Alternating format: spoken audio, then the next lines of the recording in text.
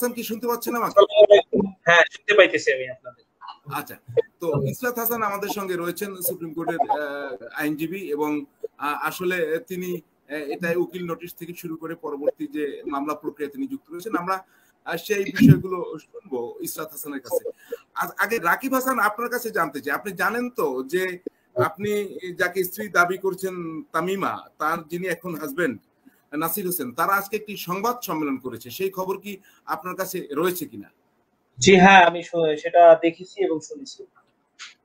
আপনি যদি একটু ফ্রেমের মাঝখানে আসেন, হ্যাঁ একটু মাঝখানে আসেন, তাহলে দর্শকরা আপনাকে ভালো দেখতে পাবে। আপনি ইয়েস ইয়েস জি। সেখানে দাবি করেছেন, আপনি তো অলরেডি একটি মামলাও করেছেন, আমরা সে বিষয়ে শুনবো। তারপরে অন্যান্য বিষয় আমরা কিন্তু শুধুমাত্র এই বিষয় নিয়ে আলাপ করবো না, অ্যাডভোকেট ইসরাত হাসান অন্য বিষয় নিয়ে আলাপ করবো। তো সেখানে আপনি একটা মামলাও করেছেন যেখানে তামিমা এবং নাসির হোসেনকে বিবাদী করেছেন, বা এটি যদি ফৌজদারি মামলা হয় তাহলে আমরা আসামিও বলতে পারি। আপনি সেখানে বলেছেন যে গুরুত্বপূর্ণ পয়েন্ট, যে আপনার সঙ্গে ডিভোর্স না দিয়েই তিনি বিয়ে করেছেন তামিমা, যেটি মূল বিষয় আমার কাছে মনে হয়েছে পুরো মামলায়। আবার ওদিকে উনি সংবাদ সম্মেলনে কিন্তু আপনার সঙ্গে আগে যে বিয়ে, আপনার সঙ্গে যে তার সন্তান, সে সবই স্বীকার করেছেন। তিনি একটি কথাই বলছেন, 2016 সালের শেষ দিকে তিনি আপনাকে ডিভোর্স করেছেন। তো আপনার একটি পাসপোর্ট আমি দেখেছি যে 2018 সালে যে পাসপোর্টটি রয়েছে তামিমার, সেখানে দেখা যাচ্ছে আপনার নাম স্বামী হিসেবে উল্লেখ রয়েছে। এখন দুটো বিষয় দাবি করেছেন তারা, আপনি মামলা করেছেন এবং তারা দাবি করেছেন আপনি মিথ্যা এবং অবৈধভাবে তাদেরকে হেয় করার জন্য মামলাটি করেছেন। আমি প্রথম জানতে চাচ্ছি আপনার মামলাটার বিষয়টি কি, কেন মামলা করলেন? মামলা করলাম তো আমার মামলার মূল বিষয়টাই হলো, কনসেপ্টটা হলো যে আমি কোনো পেপার পাই নাই, উইদাউট পেপার সে আরেকজনকে কিভাবে বিয়ে করে, এটা জানার জন্যই আমি মামলা করছি। মানে উইদাউট পেপার বলতে আপনি কি বোঝাচ্ছেন? মানে আপনাকে কোনো ডিভোর্স বা কিছুই করেনি? হ্যাঁ, ডিভোর্সের কোনো পেপার আমি পাইনি, এখনো বলতেছি, স্টিল নাও, আগেও বলছি, কোনো পেপার আমি পাইনি। আমার অভিযোগ ছিল যে আমি কোনো ডিভোর্সের পেপার পাইনি, আর কোনো কথাও আমার সাথে হয় না এই ব্যাপারে। আচ্ছা, আপনার সাথে বিয়ে কবে হয়েছিল এবং সর্বশেষ বিয়ে হয়েছিল 26/2/2011 সালে। তারপরে ধরেন উনি তো করোনার সময় তো বোধহয় দেশের বাইরে ছিলেন। হ্যাঁ, উনি ওইখানে লকডাউনের কারণে আটকা পড়ছে। সৌদি এয়ারলাইন্স বাংলাদেশের সাথে ফ্লাইট চলাচল বন্ধ করে দিয়েছে, রুট, তাই সে আসতে পারে নাই। এই জন্য তার সাথে কথা হইতো ভিডিও কলে, ফোনে, এভাবে কথা হইতো, মেসেজ, SMS। তারপরে আপনি বিয়ের খবরটা কিভাবে জানলেন? উনি দেশে ফিরেছেন সে বিষয়ে আপনি জানতেন না? না না না, আমি একদমই জানতাম না। আমি তো জানলে তো তাকে এয়ারপোর্টে রিসিভ করতেই যেতাম প্রতিবারের মতো। যখনই সে আসে, যখন হোটেলে, আমি দেখেন আমার কিছু ফুল সহ ছবি আপনাকে দিছি, সে যখন হোটেলে আইসা উঠে তখন আমি তার জন্য ফুল নিয়ে যাইতাম। তার জন্য ইভেন কি সে আসবে, আসার কথা শুনে আমি তার জন্য 8টা টি-শার্ট আমার ফ্রেন্ডের দোকান থেকে, মানে আমি ফ্রেন্ডের শোরুম বাইং হাউস আছে, ওখান থেকে 8টা টি-শার্ট এনে আমার এখানে রেখেছিলাম, যে সে আসলে আমি তাকে দিব। চাইলে আপনি টি-শার্ট গুলো আমার এখানে দেখতে পারেন। আমি তো পুরাই অবাক, কারণ হয়েছে যে আমি ওয়াশরুমে ছিলাম, কোনোদিন আমার দরজায় ওয়াশরুমের দরজায় এত জোরে নক হয় নাই, কারণ ও আমার বেস্ট ফ্রেন্ড, ইউসুফ ভাই আমার বেস্ট ফ্রেন্ড। যেরকম নাসির বলছে অনেক কিছুই তামিমার এইচ এন্ড এভরিথিং জানে, সে আমার এইচ এন্ড এভরিথিং না জানলেও সে আমার ঢাকায় যে ঢাকায় যতদিন আছি সেই লাইফ জানে, আমার বরিশালের লাইফ সে আমার মুখে বলা না, সে যেটা দেখা সেটা সে জানে, ঠিক আছে? তো সে বলতেছে ভাই আমি ভাবি তো এর আপনার সাথে দেখা করলে সেটা আমি জানি, এই যে ভাবি আপনার জন্য ব্লেজার নিয়ে আসলো আর সেটাও আমি জানি, ভাবি আমার জন্য এই যে আলদোয়ার জুতা কদিন আগে, এই যে যখন এর আগে আসলো যে হোটেলে আমি উঠছি সেখান থেকে গিফট, ঠিক আছে, সেগুলো নিয়ে আসলো। তো ভাবি ডিভোর্স আপনাদের সাথে হয় না, তাহলে বিয়া কিভাবে হয়? আমি বলি ভাই আপনিও যেখানে আছেন আমি সেই একই জায়গায় আছি, আমিও জানি না যে কিভাবে হইলো। তো বলতেছে তাহলে ভাই এখন কি করবেন? আমি বলতেছি দাঁড়ান আমি একটু চিন্তা করি। চিন্তা করার পরে দুই ভাই মিলে আমরা এক ভাইয়ের সাংবাদিক এক ভাইয়ের কাছে যাই পরামর্শ নিই। তো পরামর্শ নেওয়ার পরে সে ভাই আমাদের একটা বুদ্ধি দেয় যে রাকিব, তারা যেহেতু এত ঘর করে বিয়ে করছে, অবশ্যই তোমার না জানাই হয়তো বা কোনো ডিভোর্সের কাগজ তারা বানিয়ে রেখেছে। তো তখন বলতেছে তুমি আগে কোনো মামলাতে যেও না, তুমি এক কাজ করো, তুমি এক সাধারণ একটা ডায়েরি করো উত্তরা পশ্চিম থানায়, তারপর আমরা যাই, তাদের কাছে জিজ্ঞাসা করি, তাদের কাছে প্রশ্ন করি যে তাদের কাছে কোনো ডকুমেন্টস আছে কিনা। তো তাদের কাছে তারা প্রশ্ন করে আর জিজ্ঞাসাও করে যে আপনাদের কাছে কোনো ডকুমেন্টস আছে কিনা। সেক্ষেত্রে প্রথমেই তামিমার মা বলতেছে যে রাকিব নামে আমরা কাউকে চিনি না। আমরা সাংবাদিকের কাছ থেকে শোনা কথা আপনাকে বলতেছি, যে বলতেছে যে রাকিব নামে আমরা কাউকে চিনি না। তখন সে কি করে, একটা ছবি বের করে দেখায়। ছবিটায় আমি এবং তামিমা আমার মেয়ে আছে। তো দেখার পরে সে এক পর্যায়ে যে লুকায় পর্দার পিছে লুকিয়ে তারপর সে কি করে ফোন দেয় নাসির ভাইরে ফোন দেয়। নাসির ভাইকে ফোন দেয়। নাসির ভাইয়ের কাছে কিন্তু আমার নাম্বার নাই, কারণ নাসির ভাইয়ের সাথে কোনোদিন কথা হয় নাই, কোনোদিনই কথা হয় নাই, টোটালি না। না তার ফ্রেন্ডশিপে আমি অ্যাড আছি, না সে আমার ফ্রেন্ডশিপে অ্যাড আছে, কোথাও কোনো জায়গায় আমি কোথাও তার সাথে অ্যাড নাই। তো কোনোদিন কোনো কথা হওয়ার চান্সই হয় নাই। তো তো সে কি করলো, নাম্বার কোথায় পেলো? সে তো নাম্বার নাই। অবশ্যই তামিমার মা তাকে নাম্বারটা দিচ্ছে, যেটা আমার এছাড়া ডাউট কথা, আমি শিওর না, অবশ্যই এটা হয়েছে তামিমা বা তামিমার মা যে কোনো একজন দিচ্ছে। নাম্বার পাওয়ার পর সে আমাকে একটা ফোন দেয়। ফোন দিয়ে ফোন আলাপ তো আপনারা সবাই শুনতে পাইছেন, তাই না? জি শুনছি, আপনি বলেন। হ্যাঁ, তো আপনারা তো সবাই শুনতে পেলেন তার কথা, আমার কথা, ঠিক আছে। তো এর মধ্যে আমরা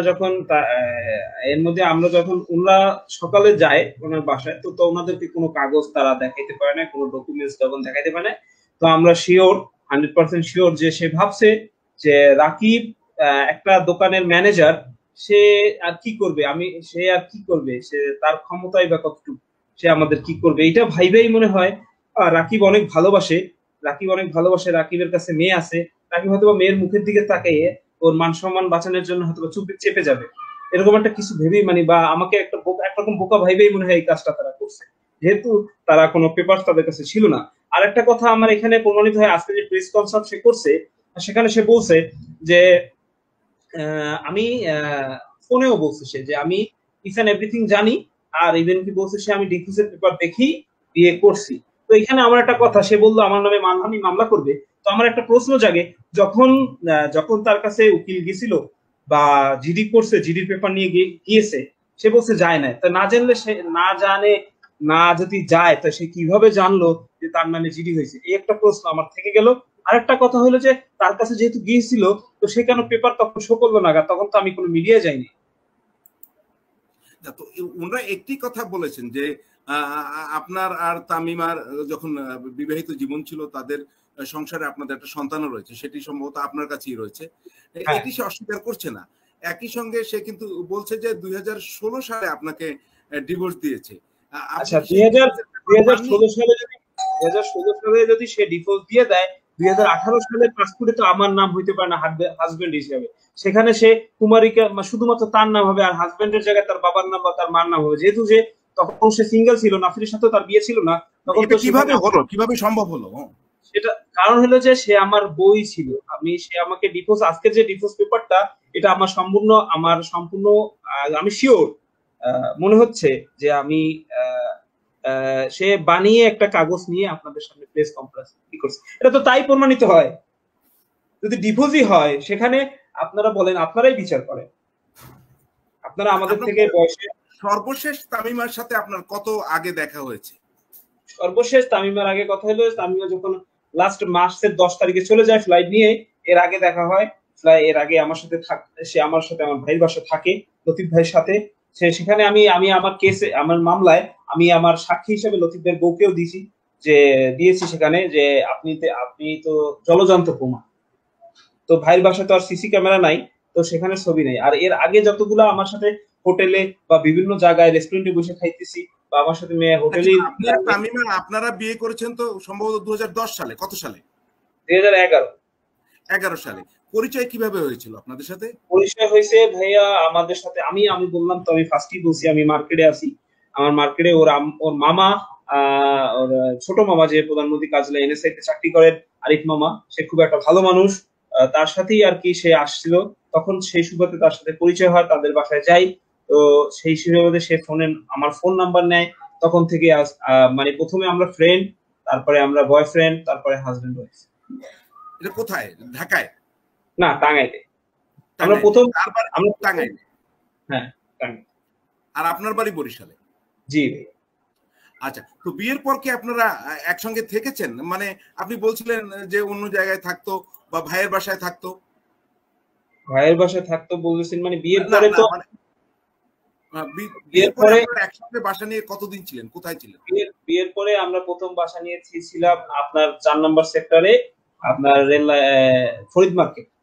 সেখানে আমার দুই তিনজন ভাই সাক্ষী আছে। আপনার এই যে তারা এসএম প্লাজার মার্কেটের নিচে দোকানদার, ঠিক আছে, কাহার ভাই, তারপরে রাজু ভাই, এরা আমার ওইখানে আছে। তারপরে ছিলাম আমি হইলাম দেওয়ানবাড়িতে। দেওয়ানবাড়িতে ছিলাম, দেওয়ানবাড়িতে ওইখানে বাড়িওয়ালা আমাদের বরিশালে ছিল। তারও দুইটা মেয়ে আছে, ওর বান্ধবীও ছিল, একজন কেবিন ক্রুতেও চাকরি করতো রিজেন্সিতে, ঠিক আছে। তারপরে আমরা ছিলাম হলো আর্মি সোসাইটি রোডে। আর্মি সোসাইটি রোড থেকে আর্মি সোসাইটি রোডে থাকার পরে তখন তার চাকরি হয় ইসে, এই যে আপনার যে পাসপোর্টে যে অ্যাড্রেসটা দিছে মাস্কট, সেখানে চাকরি হয়। তখন আমরা কি করি, বাসাটা শিফট। তখন পর্যন্ত আমি সবকিছু পুরোটাই আমি বিহেভ করতেছিলাম। তখন পর্যন্ত যখন চাকরি হয় তখন আমরা বাসাটা শিফট করে 10 নম্বর সেক্টরে আসি। 10 নম্বর সেক্টরে 7 নম্বর রোডে 4 নম্বর বাড়ি, ইন্ডাস্ট্রিয়াল পুলিশের অপোজিটে আর কি। ওই বাড়িতে আমরা দোতলায়, ওখানে কেয়ারটেকার ছিল মিলন ভাই, ওইখানে আমরা ভাড়া নেই, তো ওইখানে থাকি। তারপরে মানে আপনার সাথে বিয়ে হওয়ার পর কি তার কেবিন ক্রু হিসেবে চাকরি হয়? হ্যাঁ হ্যাঁ হ্যাঁ হ্যাঁ। আচ্ছা, বলুন, তারপর বিয়ে হওয়ার অনেক বছর পর তারপরে সে মাস্কোতে জব করে। মাস্কো থেকে সে আসতে হলো, এর মধ্যে একটা কাজ তার আম্মা তাকে করায়। আর আম্মা, তার শখ ছিল, তার আম্মা এর মধ্যে তার আম্মা তাকে একটা প্রেশার দিয়ে আমার একটা প্রথম বাচ্চা আর কি, আমাদের একটা বাচ্চা আমরা এই করে কনসেপ্ট করে সেটাকে সে নগরায়ণ স্বাস্থ্য কেন্দ্র নিয়ে, এই যে 6 নম্বর সেক্টরে 10 নম্বর রোডে আমার ওইখানে এক ভাবি আছে, ডাক্তার পরিচিত আর কি। ওইখানে তারা যায়, ওইটারে তারা করে, মানে মানে তাকে বুদ্ধি দেয় এইভাবে যে তার মা, এটা আমি তার মা এক রকমের জোর করেই আর কি, তখন আর কি এই জিনিসটা একটা কাজ করে ফার্স্ট। তারপরে আমরা 14 নম্বর থেকে 10 নম্বর সেক্টর থেকে 10 নম্বর সেক্টর থেকে আমরা 14 নম্বরে আসি। 14 নম্বরে যে সে যে ডিফিউজের ডেটটা দেখাইতেছে, এখানে আরেকটা কথা আমার খুব হাস্যকর হইলো, যে মানে খুব জিনিসটা, সে 14 নম্বর সেক্টরে আমরা থাকি হইলো 2017-তে, 2016-তে থাকি ওইখানে, ঠিক আছে। তো সে ডিফিউজের অ্যাড্রেসটা দিছে কোন বাসায়, সে বাসায় যে আমিও কখনো ছিলাম না, সেও কখনো ছিল না। সে কেমনে জানে ওই বাসায় সে যাবে এই 4 বছর আগে, মানে ওই বাসায় ছিল। মানে আপনাকে যে যে কাগজটা আজকে দেখানো হয়েছে ডিভোর্সের নোটিশের বা আজকে যেটা শুরু করা হয়েছে, ঠিকানায় আপনারা কখনো কোনো কালে ছিলেন? কখনো কোনো কালে ছিলাম না। সে যে অ্যাড্রেসটা দেখাইছে, সে আসিল 14 নম্বর সেক্টর 9 নম্বর রোডে। বাড়ির নাম্বারটা আমার ঠিক এক্সাক্ট মনে নাই, ওইটা ওই বাড়ির নাম্বারটা আমি কালকে দেখবো, যে মনে নাই। কিন্তু সে জানতে পারবেন। হ্যাঁ, কিন্তু সে যে অ্যাড্রেসটা দিছে আপনার 3 নম্বর সেক্টর, আপনার 5 নম্বর সেক্টর 3 নম্বর রোডে 53 নম্বর বাড়ি, এই বাড়িতে সে কোনোদিন ছিল না, আমিও কোনোদিন ছিলাম। তো এই বাড়ি ডিফোজের অ্যাড্রেসে কেমনে আসলো? এই বাড়িতে মানে সে থাকাকালীন, এই বাড়িতে থাকাকালীন জায়গায় দেখা যাবে, যেহেতু আপনিও মামলা করেছেন। আর আপনি বলছিলেন আপনার একটা পাসপোর্টের কপি আমি পেয়েছি, তাতে দেখা যাচ্ছে যে 2018 সালে ওই পাসপোর্টটি নেওয়া হয়েছে। সেই পাসপোর্টে আপনাকেই স্বামী হিসেবে উল্লেখ করা হয়েছে। এই পাসপোর্ট সম্পর্কে আপনার কি জানা আছে? এটা কি তার পাসপোর্ট না এটি কোনো ভুয়া পাসপোর্ট? ভুয়া কেন পাসপোর্ট হবে? এটা তার পাসপোর্ট, 100% তার পাসপোর্ট।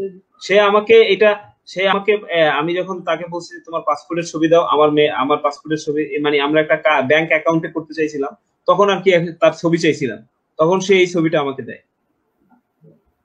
তার তোলা তো ওইখানে তার হাতের আঙ্গুলটা দেখা যায়। আপনি একটু কাইন্ডলি জুম করে দেখলে তার হাতের আঙ্গুলটা দেখতে পারবেন, যে হাতের আঙ্গুল দেখা যায়। ছবিটা নেওয়া হয়েছে সেখানে, তাই বলছিলেন? হ্যাঁ হ্যাঁ, সেখানে একটা আঙ্গুল, তার পুরো আঙ্গুলের নখ দেখা যাচ্ছে স্পষ্ট। উনি বলছিলেন আজকে সংবাদ সম্মেলনে, তামিমা, যে 9-10 মাস আগেই কিন্তু মানে আপনার নাসির হোসেন ইনস্টাগ্রামে স্ট্যাটাস দিয়ে বলেছিল যে এই মেয়ের সাথে তার সম্পর্ক এবং এই মেয়েকেই তিনি বিয়ে করবেন। এবং আপনি বলছিলেন যে আপনি ঘুম থেকে উঠে জানেন যে আপনার ওয়াইফ নেই, বিয়ে হয়ে গেছে আর এক জায়গায়, এবং এটি বলছে যে আপনি জানতেন, এবং না জানার তো কথা নয়। আসলে কি? না না, আমি যে জানতাম সেটা জানতাম না, যে সেটা কথা না। এখানে একটা কথা সে লুকাইছে। সেই ইনস্টাগ্রামে যে ছবিটা ছাড়ছে সেটা আমি দেখিও না, কয়েক মিনিট পরে বলে ডিলিট হয়ে গেছে। তো কয়েক মিনিট, আমরা তো ভাই ব্যবসা বাণিজ্য নিয়ে থাকি, ল্যাপটপ নিয়ে তো আর পড়ে থাকি না, কে কখন ছবি ছাড়ছে দেখি না। কিন্তু তার ছবিতে আমার এক ভাবি, বললাম না যে আর্মি সোসাইটি রোডে ছিলাম, সেই ভাবির সাথে সাবলেট ছিলাম যে রুমে, পাশের রুমের ভাবি, সেই ভাবিতে কমেন্টস করে যে এই মেয়েটার আপনারা ওইটা ঘাটবেন, ওইটা তো আছে কি জানি করে, এখন বাংলাদেশ সরকার নতুন পুলিশদের করছে না, সাইবার ক্রাইম, সেখানে তো অবশ্যই পাওয়া যাবে সব ডিটেলস। তো সেখানে একটা কমেন্টস করছিল যমুনা টিভি নিউজে, একটা কমেন্টস করছিল, সেই কমেন্টসটা পরে আমি ডিলিট করেছি তার কথা অনুযায়ী। সে এখানে লিখছে যে এই মেয়েটা একটা নোংরা মেয়ে, এর একটা বাচ্চা আছে, ঠিক আছে, এর একটা স্বামী আছে, ঠিক আছে, এইভাবে কিভাবে ছবি ছাড়ে। তো এই কমেন্টসটা সে যে ছবিগুলো ছাড়ছে, ছবিগুলো সব আমার যে রিলেটিভ ছিল তারা সবাই বলতেছে এই মেয়ে ডিভোর্স হয় না, সে বিয়ে করতে যাচ্ছে, মানে কিভাবে এটা, মানে এরকমের মানে তাদের কমেন্টস করছে। তো তখন আমাকে সে বলল যে সে আমাকে বলতো যে জান তোমার এই তো আমার এই ছবিতে এই ভাবি রিপন ভাইয়ের বউ, সে সাক্ষী, রিপন ভাইয়ের বউ, আপনি যদি চান আমি আদালতে নিয়ে আসতে পারবো, কোনো সমস্যা নাই। সে রিপন ভাই আর রিপন ভাইয়ের বউ সাক্ষী যে রিপন ভাই আমি ফোন করে বলছি যে ভাই আপনার বউর এত কেন সমস্যা, তাই না, তামিমের ছবি ছাড়ছে তাতে আপনার বউর কেন এত সমস্যা, সে এই ধরনের কমেন্টস করছে, যেটা তামিমের সাথে তো আমার কোনো ডিভোর্স এখনো হয় নাই। ভাই এরকম পোস্ট দেখে ভাবছি যে মনে হয় বিয়ে হয়েছে, তাই আর কি এই কমেন্টস করছি। ভাই আমি এখনই বলে দিতেছি আপনার ভাবিকে এই পোস্ট এই কমেন্টসটা ডিলিট করতে। তো আমি জানছি এইভাবে, আমার জানাটা ছিল একটা, তার জানাটা সে যেটা বলছে সেটা আরেকটা। মানে আপনি জানলেও যেভাবেই জানছেন, আপনি কি বিশ্বাস করেন নাই যে অন্য কারোর সাথে তার সম্পর্ক তৈরি হচ্ছে বা হচ্ছে? এগুলো কি আপনার তামিমের সাথে আমার সাথে যেরকম সম্পর্কটা ছিল সেখানে কোনো ধরনের সন্দেহ আসার মতো ছিল না, কেন সে যখনই একটা স্বামীর যতটুকু চাহিদা থাকে সে সবসময় সেই চাহিদা মিটিয়ে গেছে, বা সে সবসময় সে একটা বউর প্রতি যে একটা স্বামীর যে থাকে, মানে যতটুকু চাওয়া তার থেকে বেশিও সে করে গেছে। তো এখানে সন্দেহ হওয়ার কোনো চান্সই ছিল না আমার। আপনাদের তো একটি বাচ্চা রয়েছে, সন্তান রয়েছে, ছেলে না মেয়ে? মেয়ে, আমার মেয়ের নাম রাশফিয়া হাসান। কত বয়স ওর? ওর বয়স হয়েছে 8 বছর আর কি, আমরা সার্টিফিকেটে ওর জন্ম নিবন্ধনে 7 বছর। কোন ক্লাসে পড়েন সে? ও পড়ে মাদ্রাসায়, নুরানি মাদ্রাসায়। আমাদের স্বপ্ন ছিল, আমার বউ বলছিল, আমাকে একটা ওয়াদা করাইছিল, যখন বলছে যে আমার যদি মেয়ে হয় তুমি ওকে মাদ্রাসায় পড়াবা আর কোরআনে হাফেজ করাবা, আমি তার অনুযায়ী আমি করতেছি, যে তাকে মাদ্রাসায় ভর্তি করে দিছি। সে 3 বছর এখান থেকে বের হইলে আমি এখানে, আমাদের এখানে নেসারাবাদ মাদ্রাসা আছে কোরআনি হাফিজি মাদ্রাসা মেয়েদের, আমি সেখানে দিব, আমি হাফেজ করবো আর কি। সেইভাবেই আমি বিয়ের কিছুদিন মানে বিয়ের অল্প সময়ের ভিতরেই তো তাহলে সন্তান হয়েছে, যেহেতু তার 8 বছর বয়স। হ্যাঁ হ্যাঁ, 2-3 বছরের মাথায় মনে হচ্ছে। আচ্ছা, এখন যেটা বলেছেন আপনার দুজনেই, একটা হচ্ছে নাসির হোসেন এবং তামিমা, যে আপনি মিথ্যা কথা বলছেন, আপনি তাদের মানহানি করার কথা বলছেন, আপনি তাদের ক্ষতি করার চেষ্টা করছেন, এবং আপনার বিরুদ্ধে মানহানি মামলা হবে, প্রতারণার মামলা হবে, আপনার বিরুদ্ধে অবৈধ কাজ কারবারের সব মামলা তারা করবেন। তাদের সঙ্গে আজকে 3 জন ব্যারিস্টার ছিলেন, এবং 3 জন ব্যারিস্টার নিয়ে তারা সংবাদ সম্মেলন করছে, আপনাকে প্রতারক বলেছেন। আপনি বলুন। আমি একটা কথা বলি, তাদের সাথে 3 জন না 10 জন ব্যারিস্টার থাকে, ঠিক আছে। আমার কাছে আমার সাথে আমার আল্লাহ আছে, আমি ন্যায় পথে আছি, আর আমার প্রমাণ আছে। আমি কে মিথ্যা কথা বলতেছে কে সত্যি কথা বলতেছে, এই যে সিবিআই কে যে তদন্ত দিছে সে তদন্তই বেরিয়ে আসবে। তো এই ব্যাপারে আমি সামনে কথা বলবো, আগে আগাম কোনো কথা বলতে চাই না। আপনি কি কোনো চাপের মুখে আছেন? কেউ কি কোনো চাপ দিচ্ছে আপনাকে, বা কোনো ভয়ের মধ্যে আছেন কি? ভয়ের মধ্যে বলতে কি, ভয় কিসের, মূর্তি তো একদিন হবে, সত্যের পথে লইলা মরি, কেউ ভয় কিসের, ভয় নাই কোনো আমার। আপনি যে এই মামলা করছেন, এটি কি আপনার স্ত্রীকে ফিরে পেতে, না আপনার সাথে প্রতারণা করছে সেজন্য? আমি মামলা করছি স্ত্রীকে ফিরে পেতে না, সে আমার সাথে যে বেবিচার যে কাজগুলো করছে তার দৃষ্টান্তমূলক শাস্তি হয় এর জন্য। আর আদৌ সামনে আগামীতে কোনো মেয়ে, মানে কোনো ওয়াইফ, কোনো বউ কোনো হাজবেন্ডের সাথে এভাবে তাকে অন্ধকারে রেখে যে আরেকটা ছেলের সাথে সম্পর্ক করে তাকে না জানিয়ে বিয়ে না করতে পারে, সেই সাহস জানি না পায়, সেজন্য আমি এই আইনের পথে আগাইছি আর কি। মনে করবেন আপনি পড়াশোনা কতদূর করেছেন, আর আপনার যাকে আপনি স্ত্রী বলছেন তামিমা, তিনি বা কতদূর পড়াশোনা করেছেন?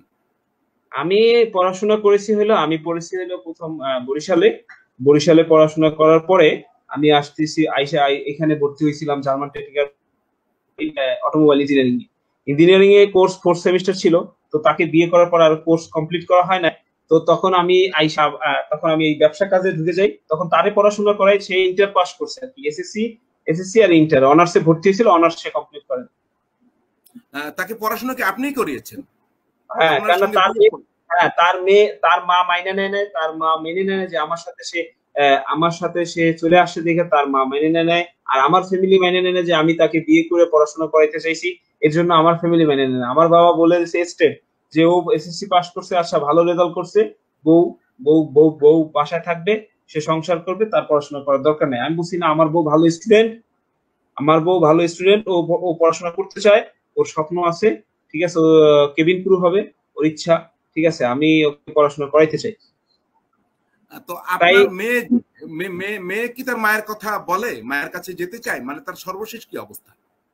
না, সে তো মার কাছে সে যেতে চায় না, কারণ সে শুরু থেকেই সে জবটা যে কেবিন ক্রু জবটা ঢুকছে, সে তখন থেকেই সে তো মা ছাড়া থাকতেছে, আমার কাছেই থাকতেছে, সাথে ওর নানু ছিল যখন ছিল, তখন আমার কাছেই থাকতেছে। ও মাকে খুব কমই মিস করে, মানে মিস করে বলতে কি, যখন কাছে মিস তো করবি অবশ্যই, মা তো, তাই না, বাট মানে ওই রকম না, মানে সে ছোটবেলা থেকেই দূরে রাখা মার আদর।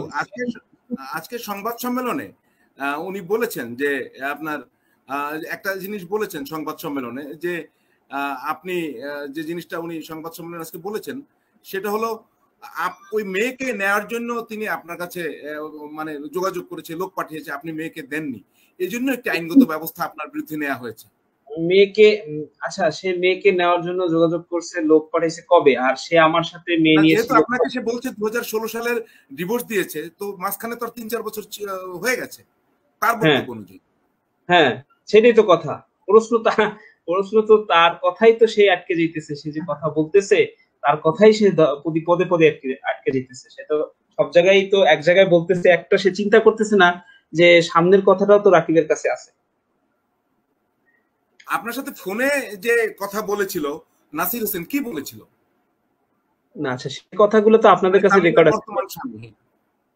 না, সে আমাকে ফোন দিয়ে বলতেছে, হ্যালো, আপনি কি রাকিব? আমি বলছি, আপনি কি রাকিব বলছেন? আমি বলছি হ্যাঁ, আমি রাকিব। আপনি কি সেই রাকিব? আমি কই মানে কি? তখন সে বলতেছে, আমি তামিমা পারপাসে আপনার সাথে কিছু কথা বলতে পারি। এখানে নাসির সাহেব একটা কথা বলছে, সে আমার সাথে কথা বলছে নাকি 22 থেকে 23 সেকেন্ড, কিন্তু না, সে আমার সাথে কথা বলতে 4 মিনিট 22 সেকেন্ড। আপনি রেকর্ডটা দেখেন, 4 মিনিট। আপনার পরিচয় ছিল নাসির সাহেবের সাথে, ক্রিকেটার নাসির সাহেবের সাথে আপনার কখনো পরিচয় হয়েছে? আমি একটা কথা বলি আপনাকে, আপনি বুঝতেছেন না মনে হয়, আপনি এই প্রশ্নগুলো আগেও আপনি আমাকে করছেন ইতিমধ্যে, আমি আপনার এর জবাব দিছি যে তার সাথে আমার কোনো যোগাযোগ ছিল না, না তার সাথে আমার ফ্রেন্ডশিপ ছিল, তার এই প্রথমবারই সে ফোন দিছে, তাও জিডি করার পরে। এই কথাটা আমি আপনাকে আগেও বলছি। জি, আপনি থাকুন, আমরা একটু আপনার আইনজীবীর সাথে কথা বলতে চেষ্টা করি। ইসরাত হাসান, আপনি কি শুনতে পাচ্ছেন আমাকে? হ্যাঁ, শুনতে পাচ্ছি। আমরা তার কাছ থেকে যে বিষয়টি শুনলাম, উনি তো মামলাও করেছেন, এর ভিতরে আইনগত কি কি, যদি ওনার অভিযোগ যদি সত্য হয়, তাহলে আইনগত কি কি বিষয় রয়েছে যেখানে বিচার্য হতে পারে, তদন্তের জায়গায় হতে পারে, এখানে বিবাহের যে আইন বাংলাদেশে সেখানে কোথায় কোথায় লঙ্ঘন হয়েছে, আমি ধরে নিলাম তার অভিযোগ সত্য, মিথ্যা হতে পারে, সেটা আলাদা কথা। উনি তো একটি মামলা করেছেন, সেই মামলায় উনি যা বললেন তাতে আসলে আমাদের আইনগত দিক কি? ধন্যবাদ। এখানে আমার ক্লায়েন্ট জনাব মোহাম্মদ রাকিব, তিনি অভিযোগ করেছেন, একটি মামলা ফাইল করেছেন আজকে। তার পক্ষে আইনজীবী হিসেবে আমি মামলাটা ফাইল করি। জনাব তামিমা সুলতানা এবং জনাব মোহাম্মদ নাসির হোসেন, তাদেরকে আসামি করে এই মামলাটি করা হয় দণ্ডবিধির 494, 497, 498 এবং 500 ধারা মোতাবেক। এখানে আমার ক্লায়েন্টের অভিযোগ, যেহেতু উনি কোনো ধরনের ডিভোর্সের নোটিশ পাননি, অর্থাৎ কোনো তালাক তাদের মধ্যে হয়নি, এবং একটি বিবাহ বন্ধনে আবদ্ধ থাকা অবস্থায় তামিমা সুলতানা তিনি আরেকটি বিবাহ বন্ধনে আবদ্ধ হয়েছেন, যেটা আইনত দণ্ডনীয় অপরাধ বাংলাদেশের আইনে, দণ্ডবিধি 1860 সালের আইন অনুযায়ী। এবং শুধু তাই নয়, মোহাম্মদ নাসির হোসেন ওনাকে যখন ফোন করে বলেছেন যে তিনি সব জেনে শুনেই বিয়ে করেছেন, অর্থাৎ তিনি একজনের স্ত্রীকে জেনে শুনেই বিয়ে করেছেন। তো একটি বিবাহ বলবৎ থাকা অবস্থায় বাংলাদেশের আইনে আরেকটি বিয়ে করার কোনো সুযোগ নেই মেয়েদের ক্ষেত্রে। তো সেই জন্য এটি একটি ব্যভিচারের পর্যায়ে পড়ে, সেই জন্য আমরা 497 ধারাটা মামলায় দিয়েছি আবেদনে, এবং 498 ধারায় অন্যের স্ত্রীকে বিবাহ করা এবং সর্বশেষ আমি বলতে চাই যে আমার ক্লায়েন্ট জনাব রাকিব হাসান এবং তার কন্যা সন্তান, তো সেই 8 বছর বয়সী কন্যা সন্তান, তাদের দুজনেরই মানসিক অনেক ক্ষতি হয়েছে। শুধু তাই নয়, তারা কিন্তু সামাজিক ভাবে হেয় প্রতিপন্ন হয়েছেন যখন এই ছবিগুলো ভাইরাল হয়েছে। তো আমার ক্লায়েন্টের বক্তব্য যে এই বিষয়টা তো শুধুমাত্র তিনি নন, ওনার মেয়েকেও যে যখন যেখানে যাবে সেখানে শুনতে হবে, তাকে ছোট হতে হবে, এবং তার মানহানি হয়েছে।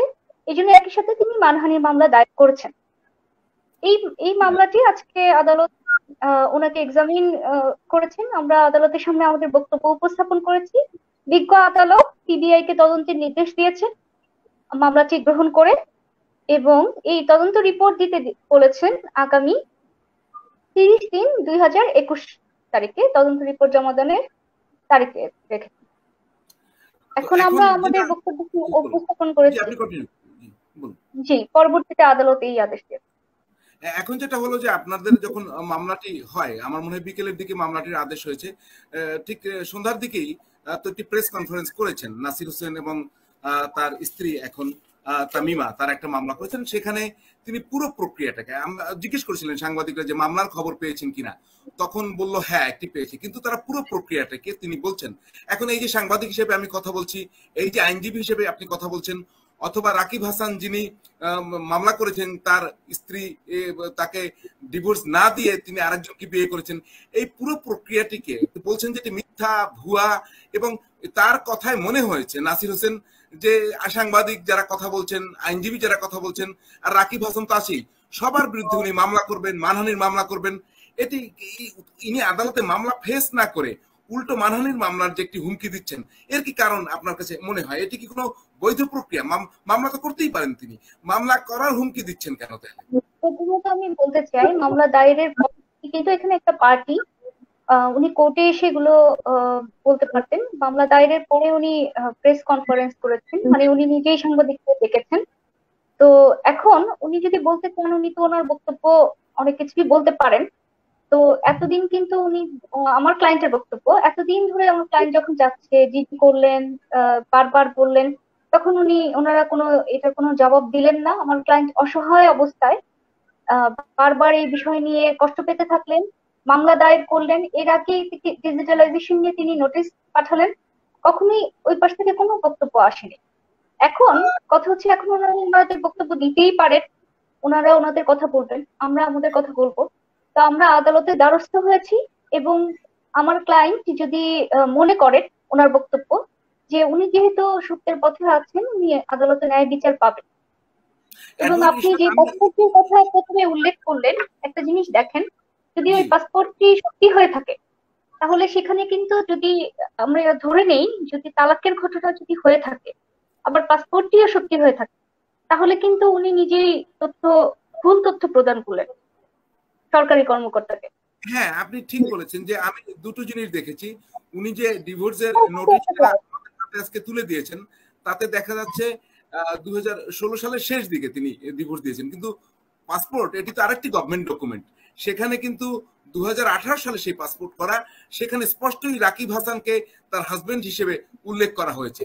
তো এই আমার কিন্তু এই ধরনের দুই ধরনের তথ্য কিভাবে সম্ভব? নিশ্চয়ই কোনো একটি ভুল। বলতে চাই যে পাসপোর্টের নাম্বারও আছে, সবই আছে, এটা হয়তো আদালতে আমরা দাখিলও করেছি। পাসপোর্টের ওই ডকুমেন্টের কপি আমরা আদালতে এটা দাখিল করেছি, যেন পরবর্তীতে আদালতের সিদ্ধান্ত আমরা আমাদের পক্ষে নেওয়ার জন্য এটা সাবমিশন হিসেবে এবং অ্যানেক্স করে আমরা দাখিল করেছি। এখানে আমি বলতে চাই যে ওনার কথা না, সবার ব্যাপারে বলতে চাই যে পাসপোর্টের যে কর্মকর্তা, তিনি একজন সরকারি কর্মকর্তা। ওনার কাছে যদি কোনো ধরনের ভুল তথ্য প্রদান করা হয়ে থাকে, ভুল তথ্য প্রদান করে পাসপোর্ট তৈরি করা হয়ে থাকে, সেটিও কিন্তু দণ্ডবিধিতে একটি শাস্তিযোগ্য অপরাধ। শুধু তাই নয়, এখন একটা কথা অর্থাৎ রাকিব হাসানের যদি ওয়াইফ না হওয়া সত্ত্বেও যদি তাকে ওয়াইফ হিসেবে, হাজবেন্ড হিসেবে উল্লেখ করেও যদি পাসপোর্ট করে থাকেন তিনি, তাহলে এটি তো একটা অপরাধ নাকি? জি, তা তো অবশ্যই। এবং আমি আরেকটা কথা বলি, রাকিব বা তামিমা ওনাদের কথা নয়, আমি ইন জেনারেল বলতেছি। এখন যদি একটা মেয়ের হাজবেন্ড তাকে ডিভোর্স দিয়ে না জানিয়ে তার সাথে সংসার করে যেত, তাহলে সেই মেয়েটা আজকে দিয়ে রেপ কেস করতো। এখন এখানে আপনি বলেন। দুইটি আইনগত বিষয় রয়েছে, আমি জেনারেলি জানতে চাই। আপনি প্রথমেই বলছিলেন যে একজনের স্ত্রীকে আরেকজন বিয়ে করতে পারে না, অর্থাৎ একজনের স্ত্রী থাকা অবস্থায় আরেকজন বিয়ে করতে পারে না। তো যদি আমরা জানি না এটা কি হবে শেষ পর্যন্ত, এখন আপনারা যে অভিযোগটি করেছেন, রাকিব হাসান যে মামলাটি করেছে বা এই ধরনের মামলা, তাতে দেখা যাচ্ছে দুটি ঘটনা এখানে ঘটছে। যে নাসির হোসেন, তিনি জানেন কিনা জানি না, তবে টেলিফোন যে সংলাপ হয়েছে রাকিব হাসানের সাথে, তিনি বলেছেন জেনে শুনেই বিয়ে করেছেন। তো তাই যদি হয় তিনি জেনে বিয়ে করেছেন, আর ওই যে তামিমা তিনিও যদি ডিভোর্স না দিয়ে বিয়ে করে থাকেন, তাহলে আইন কি বলে, কার কার শাস্তি হবে এবং কি কি শাস্তির ব্যবস্থা রয়েছে, আপনি জেনারেলি বলতে পারেন এই দুইটি ঘটনা। আমি জেনারেলি বলতেছি যে এটা নিয়ে কিন্তু কয়েকটা পার্সপেক্টিভে আমি আলোচনা করতে চাই। সেটা হচ্ছে তিনটা পার্সপেক্টিভে। ফার্স্টলি হচ্ছে যে, এক, যদি অন্যের স্ত্রী জেনে শুনে আমি বিয়ে করি, তাহলে সেটা তো অবশ্যই শাস্তিযোগ্য অপরাধ। এখানে ম্যারেজ সংক্রান্ত যে ক্রাইম গুলো, একজন স্ত্রী থাকা অবস্থায় বা একজন হাজবেন্ড থাকা অবস্থায় সেটা কনসিল করে আরেকটা সেকেন্ড ম্যারেজ করা যাবে না, সেটা দুইটা মানুষের সাথেই অপরাধ। তিনি দ্বিতীয় যাকে বিয়ে করলেন তার সাথেও অপরাধ, প্রথম যে ব্যক্তিটিকে বিয়ে করলেন তার সাথেও অপরাধ, যে দাবিটি জনাব রাকিব হাসান করছেন। তো এছাড়া সেকেন্ড যাকে বিয়ে করবে তাকে যদি কনসিল করে বিয়ে করতেন, তাহলে সেটাও একটি অপরাধ, এখানে 10 বছর পর্যন্ত কারাদণ্ড হতে পারে যে কেউ করলেই। এবং সেকেন্ড যে বিয়েটি সেটা কিন্তু তখন আইনত বৈধ নয়। এখানে মুসলিম ম্যারেজের বিষয়ে আমি একটা কথা বলতে চাই। মুসলিম ম্যারেজে কিন্তু ডিভোর্স দিলেই হবে না, 3 মাস পরে কার্যকরী হওয়ার তো ব্যাপার রয়েছে। ডিভোর্স দেওয়ার পরে যদি আপনি আবার স্বামী স্ত্রী সম্পর্ক শুরু করেন এক পক্ষ ডিভোর্স দিয়ে, তাহলে কিন্তু স্বামী স্ত্রী সম্পর্ক বিদ্যমান থাকবে। মুসলিম ম্যারেজের কথা বলতেছি। তো অর্থাৎ একটা কন্টিনিউশন যখন আপনি চালাবেন তখন আপনার ম্যারেজ কিন্তু বিদ্যমান থাকবে। এখন আমার প্রশ্ন, আমার আলোচনার স্বার্থে বলছি যে, যদি আমার হাজবেন্ড আমাকে ডিভোর্স দিয়ে গোপন করে রাখেন এবং আমার সাথে সম্পর্ক বজায় রাখেন স্বামী স্ত্রী, তাহলে কিন্তু পরবর্তীতে এটা কিন্তু রেপ কেসের উদ্রেক হতো। যদি এখন এটা একটা মেয়ের সাথে হতো, মেয়ের সাথে হয়, কিন্তু একটা যখন ছেলের সাথে হয়, তাহলে কি তার সাথে যে সম্পর্ক বজায় রাখা, তখন সেটাকে আপনি কিভাবে দেখবেন? এটা কিন্তু একটা প্রশ্ন আসে। এটা তো তাহলে রেপ কেস হয়ে যেত যদি হাজবেন্ড ওয়াইফ না থেকেও আমাকে হাজবেন্ড সেজে আমার সাথে সম্পর্ক বিদ্যমান রাখে, এটা কিন্তু তখন শাস্তিযোগ্য অপরাধ হতো। এখন সে কোনো ছেলের সাথে হলে কিভাবে দেখবেন, সেটা আপনাদের উপর ছেড়ে দিলাম। আর এই স্পেসিফিক কেসে আমি যেটা বলবো, এখানে তো উনি বলছেন যে উনি কোনো ধরনের এই ধরনের নোটিশ পাননি, ওই অ্যাড্রেসে উনি কোনো ধরনের আসেনি। এবং যে পাসপোর্টটির কথা বলছেন, সেই পাসপোর্টে ওনাকে যদি রাকিব হাসান নাম থেকে থাকে, তাহলে ওনাকে সবসময় এই বিশ্বাস দিয়েই গেছেন যে ওনারা হাজবেন্ড ওয়াইফের সম্পর্কে ছিলেন, এটা একটা ইন্ডিকেশন দেয়। আর ওনার স্পেসিফিক কেসটা, এটা আদালতে যা হবে, বিজ্ঞ আদালত যেটা ভালো মনে করবেন সেটাই হবে। ইন জেনারেলি একটা একটার সাথে অনেক বেশি কানেক্টেড হয়ে যায়, যে একটা থেকে না হলে আরেকটা ক্রাইমের মধ্যে এই ম্যারেজ সংক্রান্ত ক্রাইম গুলো এটা খুব জটিলতার শিকার হয়। তো আপনার কথা এবং রাকিব হাসানের যে অভিযোগ, সব মিলে যেটা বুঝতে পারি, এটি আদালত বিচার করবে। কিন্তু এই জন্য অভিযোগে এখানে কয়েক ধরনের অপরাধ তো উঠে এসছে। এক নম্বরে হচ্ছে যে ডিভোর্স না দিয়ে আরেকজনকে বিয়ে করা ঘটতে পারে। সেক্ষেত্রে যারা বিয়ে করেছেন দুজনই, নারী পুরুষ দুজনই ঘটনা জেনে গোপন করতে পারেন। আবার হচ্ছে সোকল্ড একটি ডিভোর্স দিয়ে সেটি গোপন রেখে তার স্বামীর সাথেই আবার সম্পর্ক বজায় রাখলেন, এখন বিয়ে করে বললেন আমি আগে ডিভোর্স দিয়েছি। মানে এখানে তো কয়েক ধরনের অপরাধের ঘটনা ঘটেছে। আবার দুই ধরনের ডকুমেন্ট দুই রকম, এটি আদালতে গেলে মানে এটি আপনি কিভাবে দেখেন? এখানে যদি কাগজপত্র যা বলে, আপনি তো অ্যাডভোকেট, আপনি কি প্রতারণার কোন লেভেলটা এখানে দেখতে পাচ্ছেন? এবং আপনি ব্যভিচারের কথা বলছেন, যদি ঘটনা সত্য হয় বা এই ধরনের ঘটনায়। এটা আসলে এখন তদন্তে আসুক, বা তদন্ত রিপোর্ট যদি কোনো এক পক্ষ সন্তুষ্ট না হয়, সেই পক্ষ আদালতে বলতে পারে, সেটা বাদীও বলতে পারে, বিবাদীও বলতে পারে। তদন্ত রিপোর্ট যদি কেউ সন্তুষ্ট না হয়, আর সন্তুষ্ট হলে আদালত পরবর্তী প্রক্রিয়া করবে। কিন্তু এই ধরনের ক্রাইম যদি কেউ করে থাকে, আমি রাকিব বা তামিমার কথা বলছি না, তাহলে কিন্তু এটা ভীষণ রকম একটা জটিলতার সৃষ্টি হচ্ছে। আপনি চিন্তা করে দেখেন, যদি আপনি আপনার ওয়াইফকে ডিভোর্স দেন এবং সেটা গোপন রাখেন এবং তার সাথে স্বামী স্ত্রী সম্পর্ক বজায় রাখেন, তাহলে কিন্তু সেটা একটা অপরাধ। আপনার ওয়াইফ তখন যদি ওয়াইফ না থাকে, তাহলে এটা কি রেপ ছিল? এটা একটা প্রশ্ন চলে আসে। তাহলে এই ধরনের ইনভিটেশনের কি মানে থাকে, সেটাও কিন্তু তখন প্রশ্নবিদ্ধ হয়। তো আরেকটি এখন বিষয় এই আমি এখানে জানতে চাচ্ছি, একটা হচ্ছে রাকিব নিজেই বলেছেন একটু আগে যে তিনি তাকে স্ত্রী হিসেবে আবার ফিরে পেতে চান না, তার সঙ্গে যে প্রতারণা করা হয়েছে সেটির আইনগত বিচার চান। কিন্তু রাকিব চাইলে কি যদি প্রমাণ হয় তারপরে কি দাম্পত্য পুনরুদ্ধারের মামলা ক্ষেত্রে করা যায় কিনা? শুধুমাত্র রাকিব কেন, যে ক্ষেত্রে তিনি কি দাম্পত্য পুনরুদ্ধারের মামলা করতে পারেন, সেক্ষেত্রে ওই বিয়েটা কি এখন আর বৈধ? এই বিয়েটা কি কোনোভাবে বৈধ? যদি এই প্রমাণ হয় এই বিয়ে অবৈধ, সেক্ষেত্রে কি ওভাবে থাকতে পারবেন না? রাকিব তাকে নিতে পারবেন না? তার কি হবে, মানে সর্বশেষ পরিণতি কি হবে যদি এটা প্রমাণ হয়? যদি প্রমাণিত হয় যে জনাব রাকিব হাসানের সাথে বিবাহ সম্পর্ক একটা কন্টিনিউশন ছিল, যদি প্রমাণিত হয় এবং পরবর্তী বিবাহ হয়তো তখন আর বৈধতা থাকে না, যদি হয় প্রমাণিত, তখন এটা আসলে তাদের উপর ডিপেন্ড করে যে তারা সংসার করতে চান চান না, এটা তারা নিজেরা চিন্তা করে। এখানে তো ব্যভিচারের ঘটনাও তখন চলে আসে। ব্যভিচারের শাস্তি কি আমাদের এখানে কারা পায়? ব্যভিচারী শাস্তি 5 বছর পর্যন্ত কারাদণ্ড হতে পারে, এবং জেনে সেটা কি শুনে অন্য রাষ্ট্রে প্রলুব্ধ করে নিয়ে সেটা কি যাওয়ার নারী শাস্তিও পুরুষ রয়েছে। উভয়ই পাবে, না শুধুমাত্র পুরুষই এর শাস্তির শিকার হবে?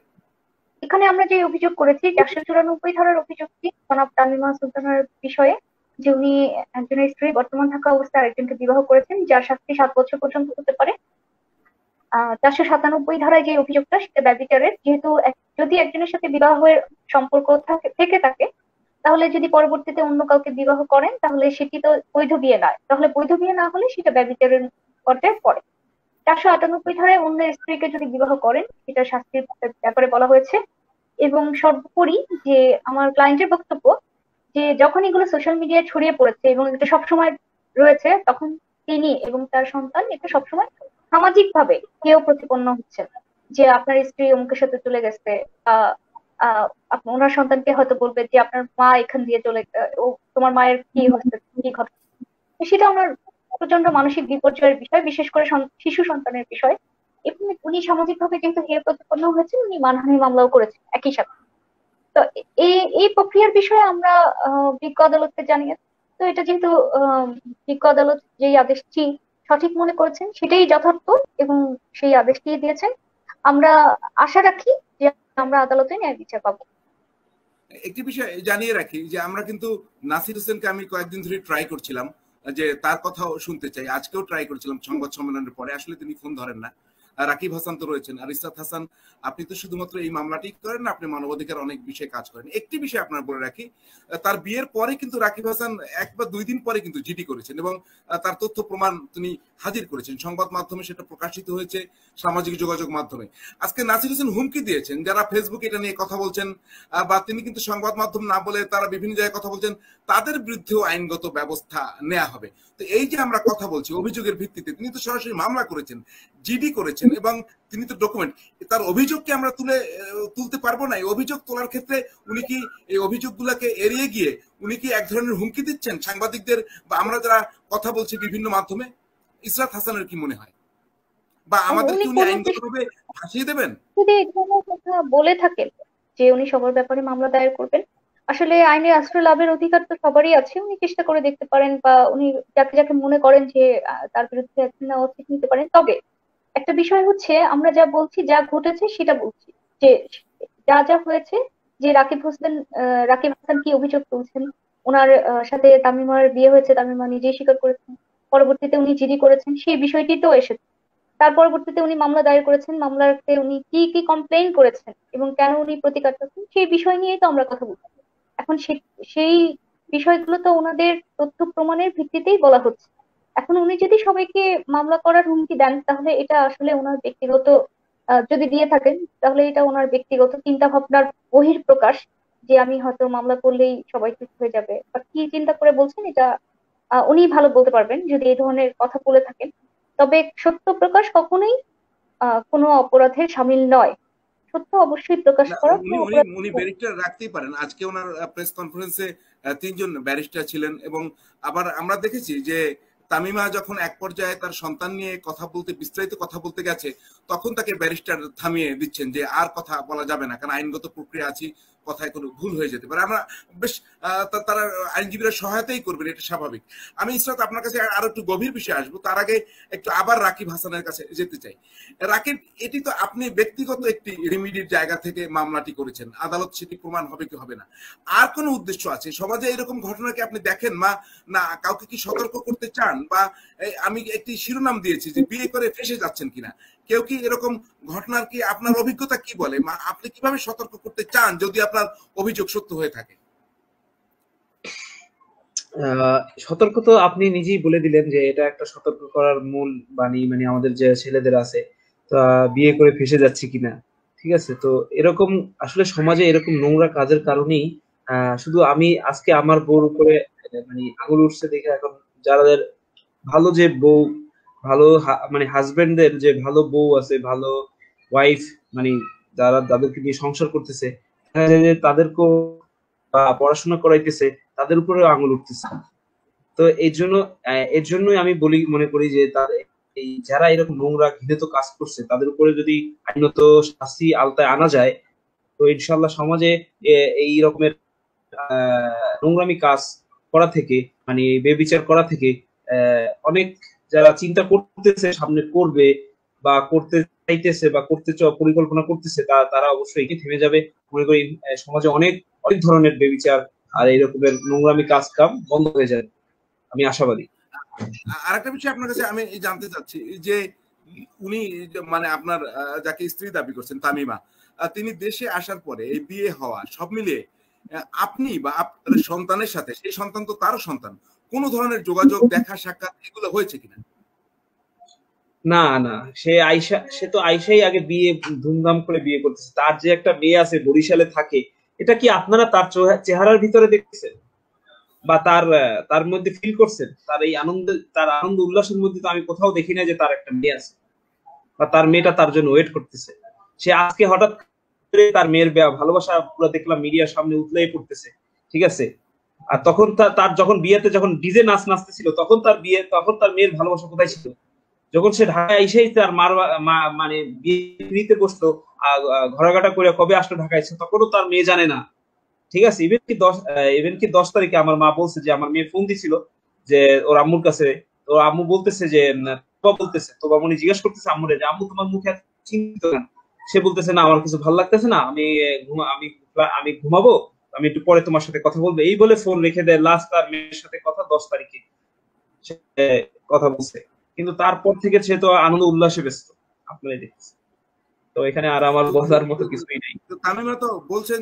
তামিমা যেটা বলছেন যে সেটা হচ্ছে আপনি তার মেয়েকে বিচ্ছিন্ন করে রাখছেন, তার সাথে দূরে রাখছেন, অন্তর কাঁদে। আমি একটা কথা বলি, তার মেয়ের জন্য অন্তর কাঁদে, অন্তর কি? আচ্ছা, অন্তর কাঁদে, তার মেয়ের জন্য অন্তর কাঁদে তো সে বরিশালে থাকতো, সে তো আর আজকে নাসিরের ঘরে বউ হয়ে থাকতো না। কোন বাবার যদি অন্তর কাঁদে, কোন মার যদি অন্তর কাঁদে, আমি একটা কথা জানি, ছোট্ট একটা হাদিস জানি, যেটা আল্লাহ রাসূলে একটা কথা জিজ্ঞাসা করছিল এক সাহাবী, তখন সে বলতেছিল যে তুমি কাকে বেশি ভালোবাসবা? প্রথমও বলছে মা, তৃতীয়ত বলছে মা, চতুর্থ বলছে মা, পঞ্চমের বেলায় আসছে বাবা। তার মানে কি মায়ের কষ্ট বেশি, মায়ের ভালোবাসা বেশি বাবার থেকে। তো সেই ভালোবাসা তো যেখানে তামিমা থাকার কথা উচিত, যেখানে যে ডান্স নামে আমার থাকা উচিত, সেখানে তো দেখতেছি তার মাই আছে, তাই না? কষ্ট তো দেখতেছি, কষ্টে আমি আর আমার মেয়ে আছি, আর মেয়ের প্রশ্ন, এক একটা প্রশ্নের জবাবের সম্মুখে আমি হইতেছি, কিন্তু প্রশ্নের উত্তর আমি খুঁজে পাইতেছি না। উনি আবার বলছেন, আপনি বোধহয় ফেসবুক লাইভে কি আপনার মেয়েকে নিয়ে আসছিলেন কিনা আমি ঠিক জানি না, উনি বলছেন এই বাচ্চা মেয়েটাকে আপনি আপনার স্বার্থে এখন ব্যবহার করছেন, আপনি তাদেরকে হেয় করার জন্য ব্যবহার করছেন, এইসব কথাও কিন্তু আজকে প্রেস কনফারেন্সে বলেছেন। আচ্ছা, কোন বাবাই কি তার বাচ্চাকে নিয়ে হেয় করতে পারে? এটা জাতির কাছে প্রশ্ন রইল আমার। সেটা তো আসলে আপনি যে কোন বাবা, না কোন বাবা কি তার মেয়েকে নিয়ে ভাইরাল হওয়ার জন্য আসে? কোন বাবা কখন আসে জানেন? আপনার সন্তানকে, আমি ছোট্ট একটা কথা বলি, আপনার সন্তানকে দেখবেন কিস্তি পাঠাইলেন, কেউ যদি একটা চরও দেয় আর আর চোখে যদি একটা পানি পড়ে, তখন আপনার কি হয়? যেটা ফাইটটা যায়। তখন যে মেয়েটা ভিডিও বাবার কাছে প্রশ্ন করে যে বাবা আমার মার কপালে কে চুমো দিতেছে, এই ছেলেটাকে, এই তখন যখন আমার কাছে থাকে না, যা তখন আমি মেয়ের কাছে দিতে পারি না, আর মেয়ে এগুলো দেখে যে কান্না করতেছে, যে আমার মেয়ে, আমার মা আমাকে রেখে আমি বরিশালে, সে ওখানে নাচতেছে খুশিতে উল্লাসে, সে কি একবারও মনে করে না? আরেকটা বিষয় হচ্ছে যে যখন এই লকডাউনে উনি ছিলেন দেশের বাইরে, ও তখন কি রকম যোগাযোগ হয়েছে? আপনি বলছেন ভিডিও কলে কথা হয়েছে, তখন কি নিয়মিত যোগাযোগ হতো না মাঝে মধ্যে? আপনি কিছু আজ করতে পারতেন কিনা তখন তার আচরণে না, ব্যবহারে? তখন আচরণটা একটু ভিন্ন রকমেরই ছিল। তখন কথাটা মানে খুব কমই হইতো। ম্যাক্সিমাম টাইম আমাকে বলতো যে দেখো আমাদের ফ্লাইট কেবিন গুলো অনেকগুলোরই চাকরি চলে যেতেছে, তাদের ফ্লাইট বন্ধ দেখে অনেকেই লিভে দিতেছে, ঠিক আছে, দেখো আমার তো এগুলো নিয়ে খুব টেনশন হইতেছে। তারপরে আবার করোনার মধ্যে ফ্লাইট করাইতেছে, এমার্জেন্সি ফ্লাইট, ঘুমাইতেছি না, খাওয়া দাওয়া ঠিক নাই, ঠিক আছে, মানে এরকম বললে সে সবসময় বলতো যে এখন ভালো লাগতেছে না, পরে কথা বলি, এভাবে তার কষ্ট গুলো একটা একটা করে আমাকে সামনে রাখতো। অবশ্যই ভাই, আমি তাকে ভালোবাসি, তার কথা বিশ্বাস করি। তো সে যদি, আমি ফিল করি যে না, অবশ্যই আমি দেখতেছি যে অনেক মেয়েদের চাকরি চলে যেতেছে, তো সে চিন্তিত। তো এই বিষয় নিয়ে আমি তাকে তখন আমি ওই বিষয়টা ভাবছি আর কি, যে তার যে যা বলতেছে সবই সত্যি, সে আসলেই টেনশনে আছে, কিন্তু যে সে অন্যদিকে সম্পর্ক করতেছে বা অন্যদিকে ফোনে ব্যস্ত আছে, সেটা আমি কখনোই চিন্তা করি নাই। আপনার কাছে আবার আসবো, আমি একটু ইশরাত হাসানের কাছে আসতে চাই। আপনি মনে করছেন আমাদের অনেক টাইম হয়ে গেছে, আমাদের একটু লিভ নেওয়া দরকার, কারণ আমি এখন পর্যন্ত দুপুরে খাওয়া খেতে পারি না। আমি আপনার 7 মিনিটের ভিতরে ছেড়ে দেবো, আমি বেশি দেরি করবো না। আমি ইশরাত হাসান, আমি একটি প্রশ্ন করেছি, সেটি হচ্ছে আপনি যদি সংক্ষেপে বলেন, আমি অন্য বিষয়ে আলাপ না করি, অন্য আলাপ করার সুযোগ নেই। একজন মানুষকে বিয়ে করতে হলে কি কি জিনিস চেক করতে হবে? আমি কিন্তু এখন চেকের পর্যায়ে চলে যাচ্ছি, যে বিয়ে করার ক্ষেত্রে কি কি জিনিস মানতে হবে, কি কি জিনিস চেক করতে হবে, যদি সংক্ষেপে একটু বলে দিতেন। কেননা আমার কাছে মনে হচ্ছে বিয়ে করে কি মানুষজন এখন ফেসে যাচ্ছে কিনা, অথবা প্রতারিত হচ্ছে কিনা, অথবা প্রতারণার শিকার হচ্ছে কিনা। দেখুন, এটা একটা সতর্কতা ছাড়া আর কোনো উপায় নেই। এই বিষয়ে আমি একটা অন্য বিষয়ে কথা বলতে, সেটা হচ্ছে এখানে রাকিব হাসান উনি one of the notice giver, যে আমরা ওনাদের পক্ষে আমি একটি নোটিশ পাঠিয়েছিলাম যে বিয়ে রেজিস্ট্রেশন এবং ডিভোর্স রেজিস্ট্রেশন এই দুইটাকে ডিজিটালাইজ করার জন্য। যেখানে একজন one of the notice givers হচ্ছেন মিস্টার রাকিব হাসান। তিনি নিজেও চেয়েছেন যে এই বিষয়গুলো যাতে আহ মানুষের কাছে ট্রান্সপারেন্ট হয়। অর্থাৎ একটা নিকা রেজিস্টার, যখন একটা বিয়ে এবং ডিভোর্স, এগুলো নিয়ে তো আসলে অসংখ্য প্রতারণার শিকার হচ্ছে মানুষ। দেখা যাচ্ছে যে একজন ব্যক্তি 282টা বিয়ে করেছে 14 বছরে। দেখা যাচ্ছে অনেকে কাবিননামা নিয়ে ব্যবসা করছে। আবার দেখা যাচ্ছে যে অনেকে একটি বিবাহ থাকা অবস্থায় আরেকটি বিয়ে করছে, আরেকটি থেকে আরেকটি বিয়ে করছে। শুধু তাই নয়, অনেক সময় দেখা যাচ্ছে যে বিয়ের কাবিননামা নিয়ে প্রতারণা। আবার অনেকে ম্যারেজ রেজিস্টারের উপরেও ভরসা রাখতে পারছেন না, যে হয়তো ডকুমেন্ট এই করেছে সেই করেছে। এই বিষয়গুলো সব ট্রান্সপারেন্ট হয়ে যাবে যদি ম্যারেজ এবং ডিভোর্সটাকে ডিজিটালাইজড করে ফেলা হয়। তো আমরা আসলে গভর্নমেন্টের কাছে 3টি মন্ত্রণালয়কে নোটিশ পাঠিয়েছি: আইন মন্ত্রণালয়, আহ তথ্য ও যোগাযোগ প্রযুক্তি মন্ত্রণালয় এবং ধর্ম মন্ত্রণালয়। তো এগুলো ট্রান্সপারেন্সির জন্য এখন এই ডিজিটালাইজড হওয়া খুবই জরুরি। বিয়ে আপনি করতেই পারেন, একজনকে ডিভোর্স দিয়ে আরেকজনকে বিয়ে করতে পারেন। এখানে দেখতে হবে ডিভোর্স সঠিকভাবে হয়েছে কিনা, এবং ডিজিটালাইজ হলে আরেকজন মানুষের এই বিষয়গুলো সম্পর্কে আরো ট্রান্সপারেন্ট হবে। আরেকজন নোটিস পেলো কি পেলো না, 3 মাসের যে ইদ্যৎকালীন সময় সেটা পার করলো কিনা, সেই বিষয়গুলো দেখা তখন ট্রান্সপারেন্ট হবে। তখন একজন ম্যারেজ নিকা রেজিস্টার চাষি কিন্তু দেখতে পারবেন যে এর আগে কয়টা বিয়ে হয়েছে বা হয়েছে কিনা, বা উনি ডিভোর্স দিয়েছেন কিনা, সেই ডিভোর্সে 3 মাস পার হয়েছে কিনা, সেই ডিভোর্সের নোটিশ সার্ভ হয়েছে কিনা। এই ট্রান্সপারেন্সির জন্য এটা এখন ডিজিটালাইজ করা এবং মানুষের আইডেন্টিফিকেশন ভেরিফাই করার জন্য ছবি পিক করা বা বায়োমেট্রিক অন্যান্য পদ্ধতি পিক করা এখন অত্যন্ত জরুরি। কেননা এই অ্যানালগ সিস্টেমে আজকে যদি আপনি খিলগাঁয় বিয়ে করেন, কালকে যদি আপনি মতিঝিলে বিয়ে করেন, মতিঝিলে নিকা রেজিস্টারের পক্ষে জানা সম্ভব না আপনি খিলগাঁয় বিয়ে করে এসেছেন। তো আপনি এরকম সারা বাংলাদেশ কেন, মানে একটা ডিস্ট্রিক্ট থেকে আরেকটা ডিস্ট্রিক্টেও বিয়ে করতে পারেন, বিভাগেও বিয়ে করতে পারেন, পাশের এলাকায়ও বিয়ে করলে জানা সম্ভব না। সারা বাংলাদেশ করে বিয়ে করলেও আরেক নিকা রেজিস্টারের পক্ষে জানা সম্ভব। তো আমরা এই বিষয়ে আশাবাদী যে গভর্নমেন্ট দ্রুত এটাকে ডিজিটালাইজ করবে, না হলে আমরা হয়তো পরবর্তী আইনি প্রক্রিয়ায় যাব। তো আমি আশা করি যে এই বিষয়গুলো মানুষ একটু সতর্কতার সাথে যদি ইয়ে করে রাখে, দেখে তাহলে অনেকেই প্রচন্ড প্রতারণার শিকার হচ্ছে। প্রতারণার শিকার। আমার শেষ প্রশ্ন, প্রথম এটা রাকিবের কাছ থেকে জবাব চাইবো, তারপরে ইশরাত হাসানের কাছ থেকে। রাকিব, নাসির হোসেন তো আপনার চেয়ে শক্তিশালী, তার সঙ্গে তো আরো অনেকেই রয়েছে। আপনি কতটা আশাবাদী যে বিচার পাবেন, আপনার অভিযোগ প্রমাণ করতে পারবেন, সেটা কতটা আশাবাদী? নাসির সাহেব আমার সাথে শক্তিশালী কিসে, মানে টাকা পয়সার দিকে, কিন্তু এভিডেন্সের দিকে না। আমি সত্য পথে আছি, আমি তার সাথে সে আমার থেকে নাম, টাকা, পয়সা সব থেকে সে শক্তিশালী, কিন্তু আমি এই বিষয়ে শক্তিশালী যে আমি স্টিল নাও আমি কোনো আমার কাছে সব এভিডেন্স আছে, আমি সব তার কথার পৃষ্ঠে কথা আমি তার জন্য বলতে পারবো। পিছু হাঁটার জন্য আমি নামি নাই, কারণ আমাকে পিছু হাঁটানোর জন্য আগেও চিন্তা করেছে যে আসো বসি, এরকম কথা হয়েছে যে নিউজে যাওয়ার দরকার নেই, আমরা বসি। তোমার সে বলছে ফোনে, এটাও আপনারা জানেন যে ও ফার্নিচার, আচ্ছা আচ্ছা ফার্নিচার জানি, আমি সেটাও জানি, আমার ফার্নিচার তার বাসায় আছে সেও জানে। ঠিক আছে, আচ্ছা মানে ফার্নিচারটা কি বুঝলাম না, একটু যদি বলতেন ফার্নিচারের বিষয়টা কি? বলতেছে যে তার মার বাসায় যে ফার্নিচার আছে আমার, এটার কথা বলছে। সেগুলো আমার বুঝতে পারছি। ইসরাত, আপনি যে ডকুমেন্ট দেখেছেন, আপনার হাতে যে সমস্ত ডকুমেন্ট রয়েছে রাকিব হাসানের কাছ থেকে, আপনি আইনজীবী হিসেবে কতটা আশাবাদী? এই আইনে এখন তো পিবিআই তদন্ত করছে, জয়ের ব্যাপারে আপনি কতটা আশাবাদী এই মামলায়? সেটা তো আসলে আদালত সিদ্ধান্ত নিতে, আমি আমার জায়গা থেকে সর্বোচ্চ চেষ্টা করতে পারি। সেই বিষয়ে আমি বলতে পারি যে আমি আমার জায়গা থেকে সর্বোচ্চ চেষ্টা করব। এবং উনি যেহেতু বিশেষ করে আমার ক্লায়েন্টের কথা বলবো, উনি মনে করেন যে উনি সত্যের পথে যেহেতু আছে, উনি একসময় জিতবেন।